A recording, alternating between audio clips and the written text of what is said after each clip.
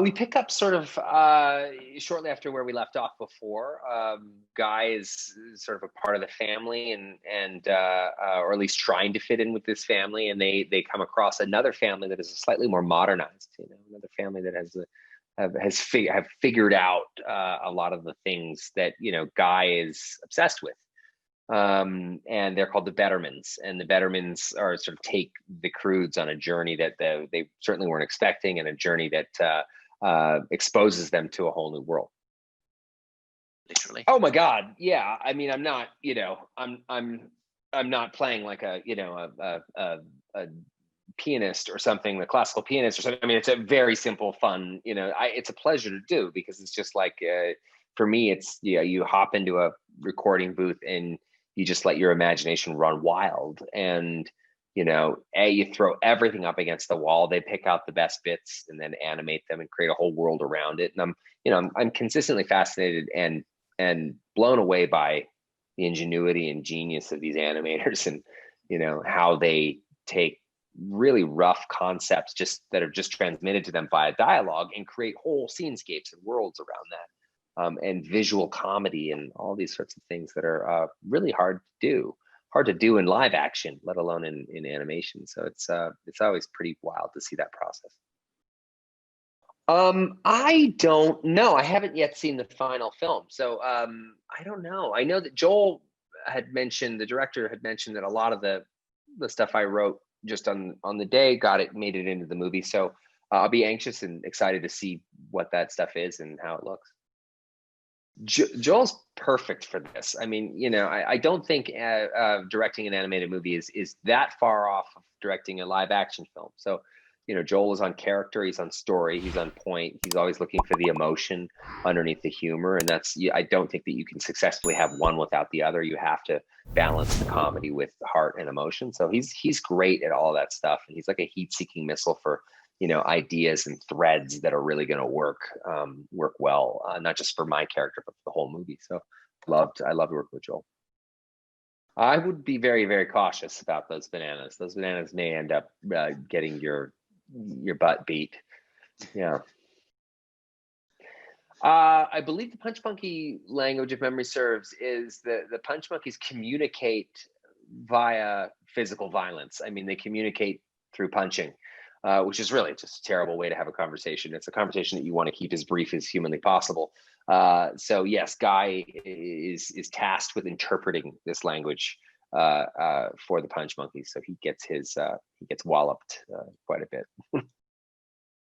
Yeah, I think that's a credit to Joel. He really takes an expectation, comes 90 degrees to it, and gives the audience a totally fresh perspective. I think that's so important. It's also very, to me, is very modern. It's a modern take on it. Anytime you can sidestep a cliche or a stereotype is a good thing. Yeah, I still haven't seen the final product, but the recording that stuff was really fun. I mean, it's super energetic. It's wild how a simple 2-hour recording session can feel a bit like a marathon. That's why they make them sort of frequent and brief all at once, because you can't your voice goes after a couple of hours. I mean, it's so it's super energetic, super fun. I love all the sequences, but that sequence in particular toward the third act of the movie is like high octane. It was just a fastball of joy, and I think that's something that is very exciting, particularly in the year 2020. It's both. I mean, they're filming you for a very good reason. They're filming you because they're capturing your physicality. So it's always wild to see that go up on the screen, to see an animated character who you don't necessarily look anything like, but that character has your mannerisms, has your facial expressions. Of course it has the voice, but you don't expect that other half. So I love that. And I love that anything goes. I love that you can sit in that booth and talk to Joel and say, hey, like, what, maybe when I fall off the cliff, this and this and this happens as a result. And, he may have an idea that betters that, or he may say, no, that's exactly what we're going to do. And then they animate to that. It's a real, it's such a stage for imagination, unlike even a live action movie, because anything is possible in animation. So really great.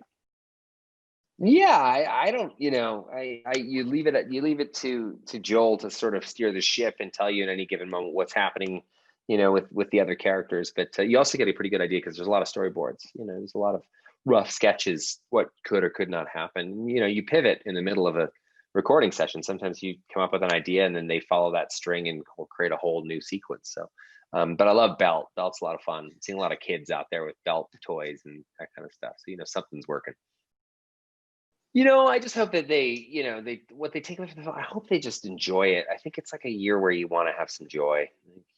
More than anything, it's nice to see something that doesn't really express any sort of high level of cynicism or anything like that. There's just, when you see a that like this, it's just about joy. It's just about the experience of togetherness. It's about family. It's about values that matter. And I think that that's pretty damn great.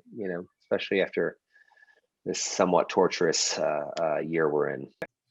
And I play Eve.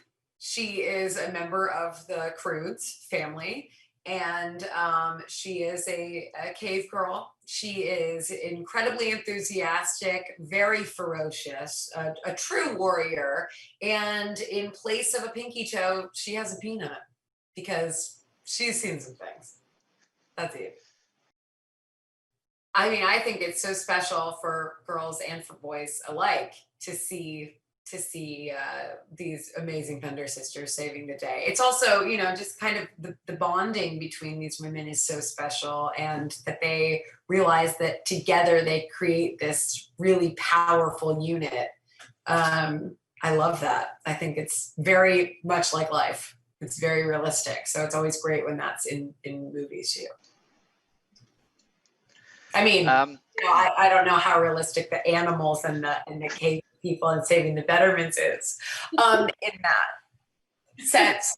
But, women band together and they can do anything. That's realistic. Definitely. Yeah, it was surprisingly easy to come back into. And it's nice because, it was over a period of 10 years. I've aged a decade. It feels like Eve has only aged like a year or so. So it's pretty great because you can just pick up right where you left off. But it's been a blast to be recording on these two movies for so long, because it really is the longest project I've ever been a part of, animated or otherwise. So it was very special, and it's always a fun day at work when I get to go be. Joel is really wonderful. He's a great director and a great animated director too. He was very supportive, and you don't feel embarrassed going 30 levels over the top with him, because he laughs and he thinks it's so fun. And he's just great at gauging the process, because you don't know necessarily over the years that you're doing it, you don't know where they've moved those sequences to, or like, him explaining, like, right now you're on a vine, you're yelling at him, he's 10 feet away, but maybe you'll be closer ultimately when we animate it. So we're going to try it both ways. You're really having to kind of like do it into a vacuum in a way. And he's so great at making you feel like you understand everything that's happening on screen when you can't see it, or you're not with the other actors. He was wonderful. Yeah. So the Croods: A New Age, or the Croods 2, is really a continuation of where Croods 1 left off, where the family, the Croods, are traveling the world and they're searching for a perfect place to call home. And they've faced all kinds of dangerous creatures and environments, but they come across something that really challenges the Croods as a tight family unit. And that's coming across another family, a more evolved family named the Bettermans. Yeah, especially when making a sequel, it can be hard to kind of crack that what's an important continuation for the Croods.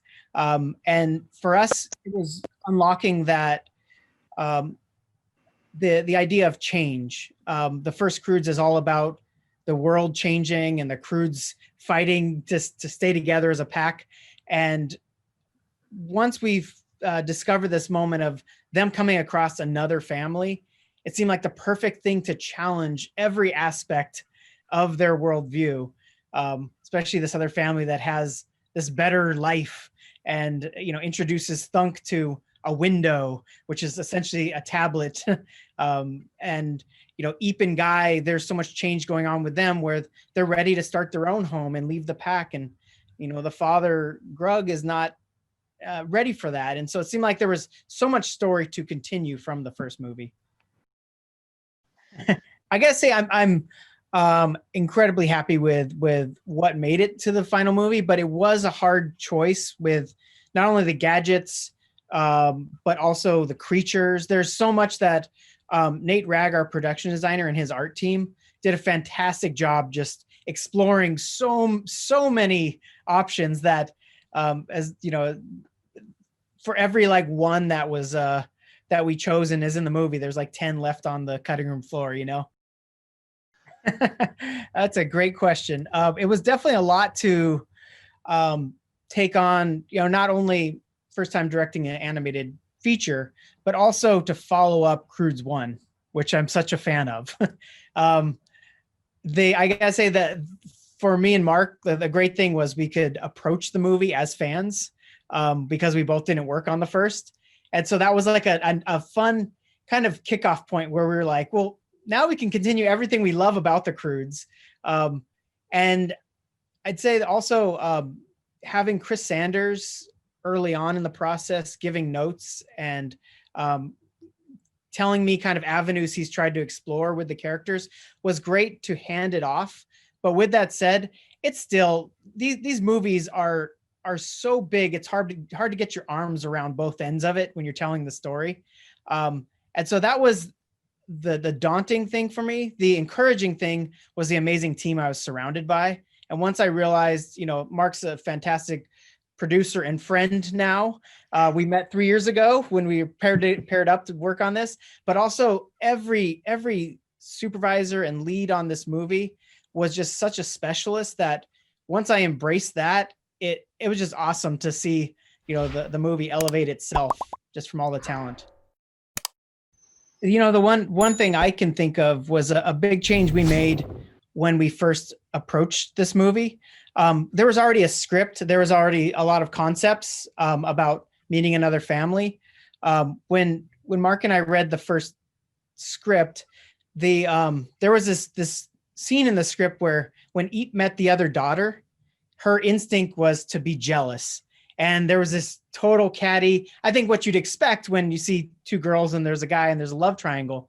And I remember that conversation where Mark and I were talking about what's the truth of these characters.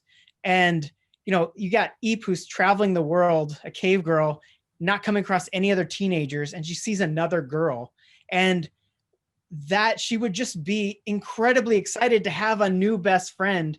And once we made that big change, it drastically affected the whole story to where there wasn't this kind of forced negativity.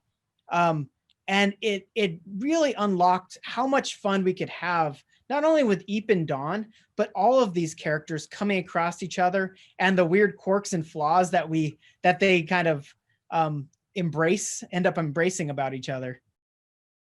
Yeah, that was a fun surprise when we got the Haim sisters to do the original song for the Thunder Sisters.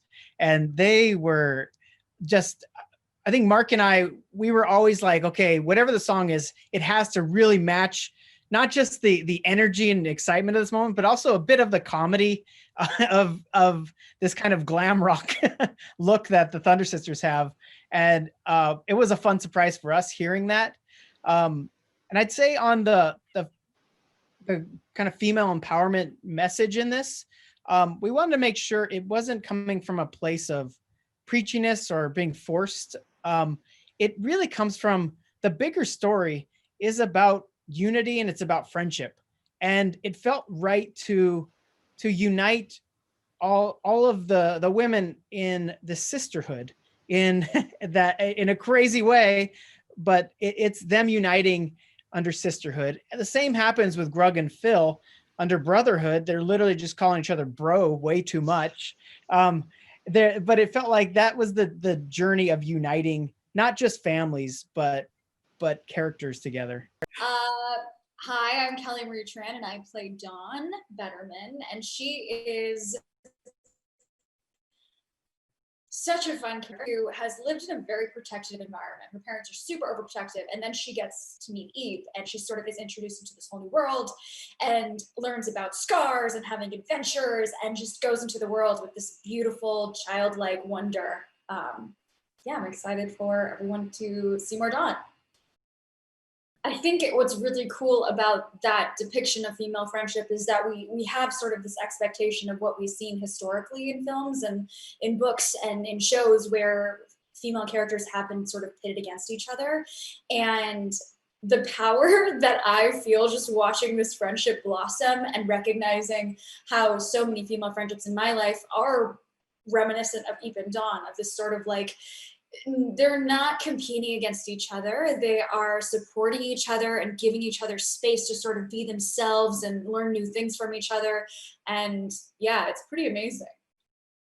I love those chicken seals. They scream and they're hilarious. They're just like, ah, I don't know, I can't even do it. I don't know why I did that.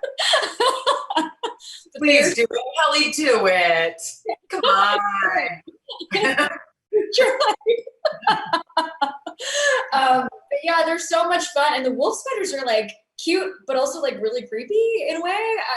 It's really cool to see. I remember when I was reporting, I walked up to the animation space and saw all of the different characters that they were sort of pitching for these animals. They had a bunch of different things. I don't think they used everything, but they used a lot of them. And it was cool to see sort of all of the creative minds that came in between, that came together to sort of like mush these creatures together, and then to see what they chose was pretty cool.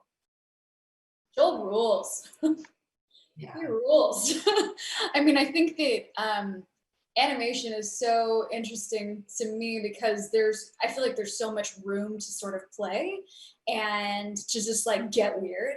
And Joel was always so open and receptive to sort of improv or to different, like, I know I did some weird stuff in there, but I never felt judged. And I think that's very special because Joel's just a nice, all around great dude.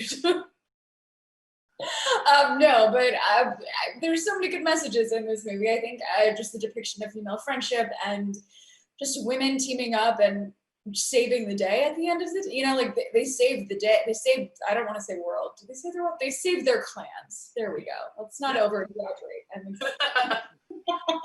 but yeah, I mean, I think that those messages are really, really powerful.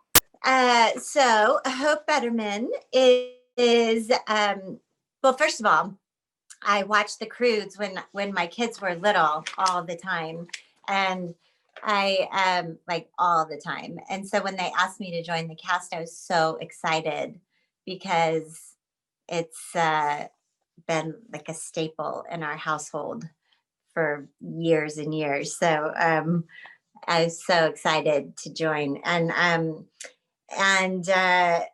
Hope Betterman is she's a little tightly wound, and she is matriarch of the Bettermans, and she prides herself on knowing everything, including what's best for her daughter, Dawn. Hope's journey into the wild with the Croods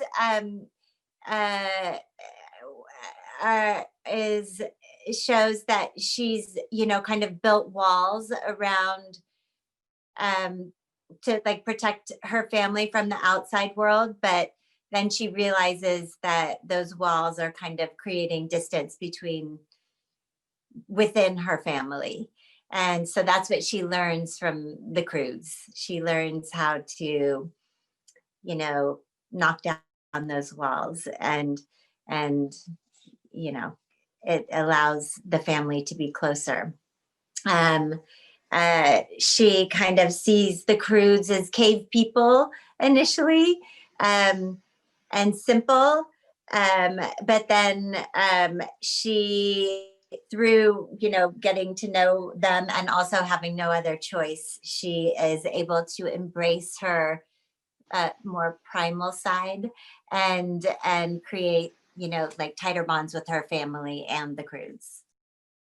I mean, having daughters and then, you know, I'll just keep it at that. Having daughters and watching this movie, I cried at the end. I love the fact that all the women come together, and you know, my daughters loved that idea too. Like it's such a it's such a nice way. It was such a nice way to end the movie. Yeah, so I love the female empowerment part of it. And, you know, they're being challenged. Are they able to keep the family together? You know, when they're tempted by, you know, these people who seem to have a much better situation than them. And is it actually better on the other side, or, you know, is it the grass is always greener situation? And I think we learn that it's the grass is always greener situation. And, you know, that nothing is more important than family, and nothing is more important than, you know, loving your family and sticking together. And I think that's what they learn in this movie. You know, what's so funny is I was trying to remember when we started this, and I think it was about 5 years ago. Is that right? I don't know who would know the answer to that, but it was so long ago, and I honestly can't remember. I don't know. I mean, it's like you're kind of I love doing animated movies, and I love working with super creative directors of animated movies. And this was one of those situations where we just kind of found the tone of it. You know, I think it is what it is in the character, but we found all of the little nuances, and we found all of the, you know, the energy and the tone and you find that by doing it. You just keep doing it and doing it and doing it, and trying different things, and by the end you kind of come up with like the coolest version. Is usually how it works, unless you're not lucky. It doesn't come out good, but in this case it did.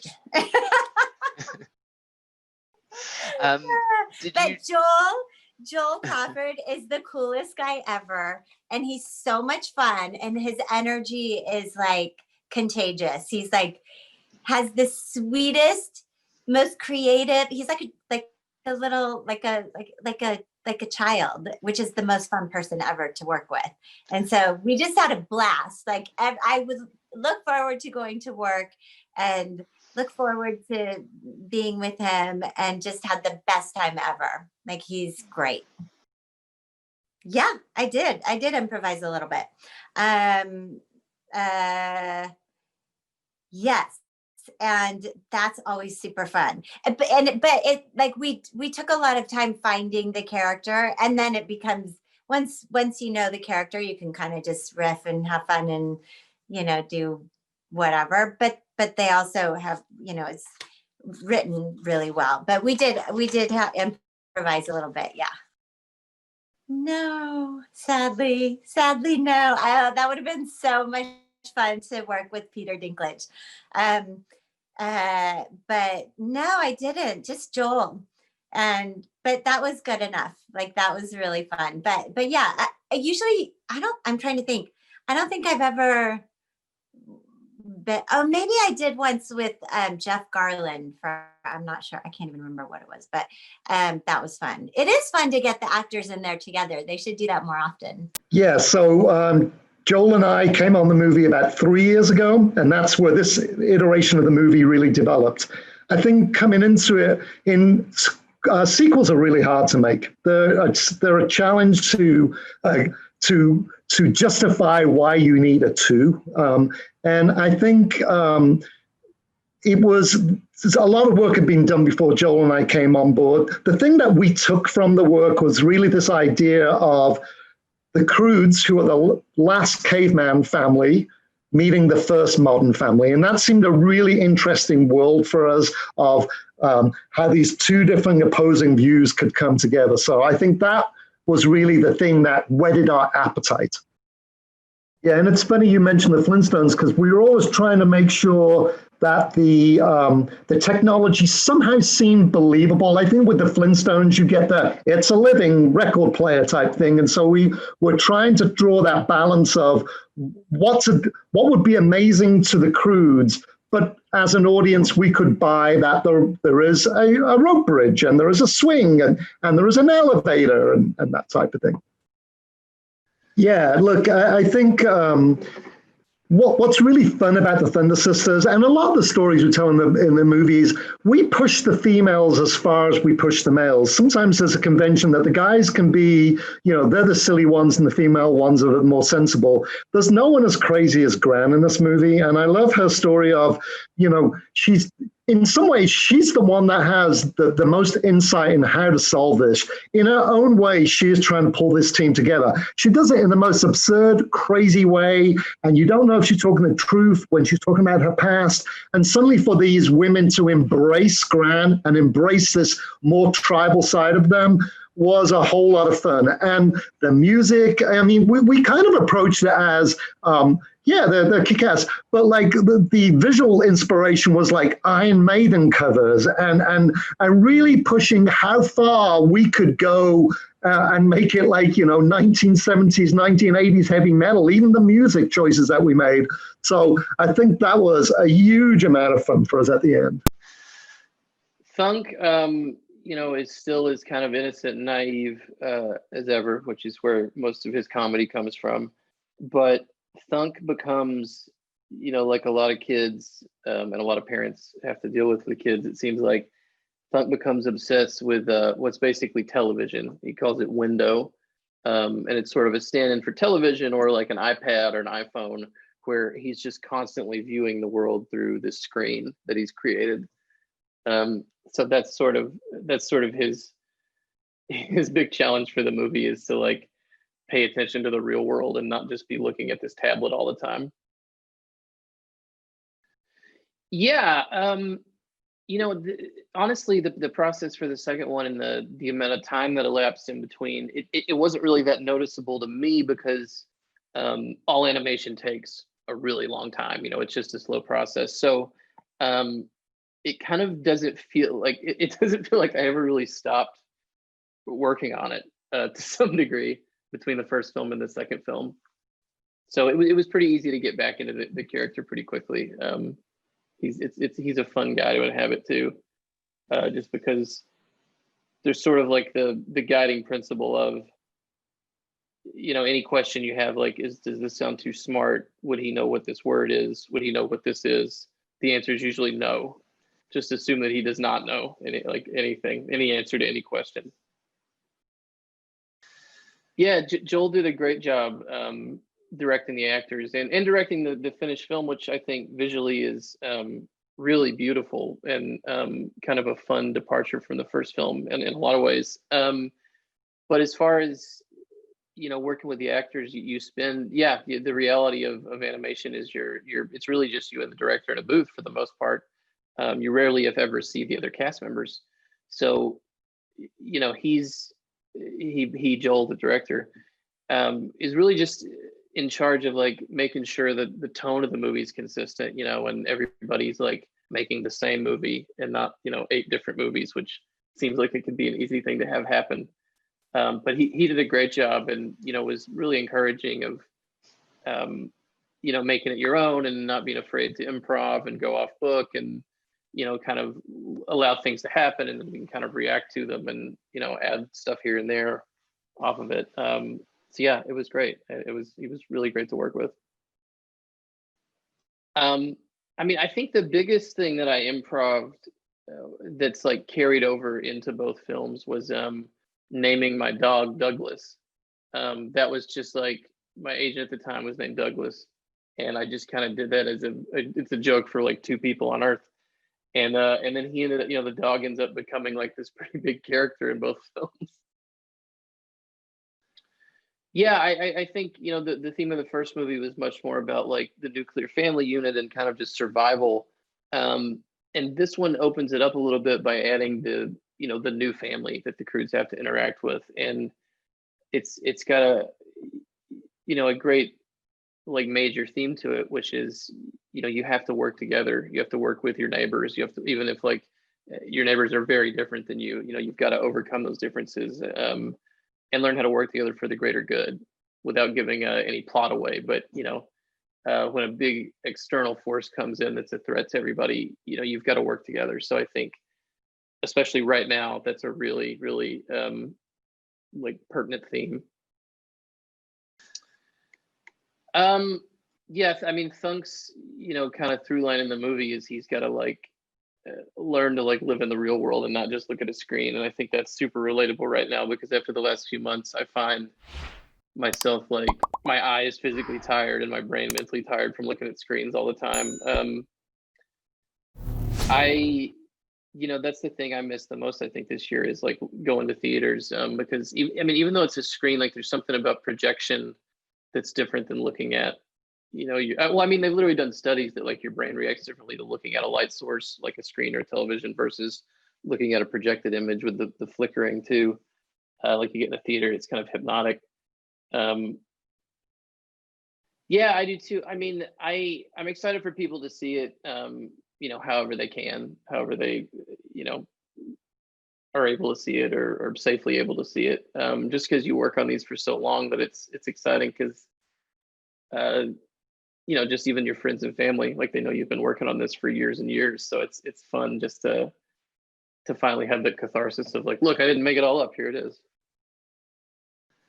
Yeah, I mean, my biggest hope is just that if we can give people a couple hours of escapism and laughs, it's been a tough year for everybody. So if we can help the whole family out, which, you know, I think it's a rare movie that is really, really genuinely funny for adults and kids. So if we can just help somebody distract their family for a couple hours that they've been trapped with all year, I'll feel pretty good about that.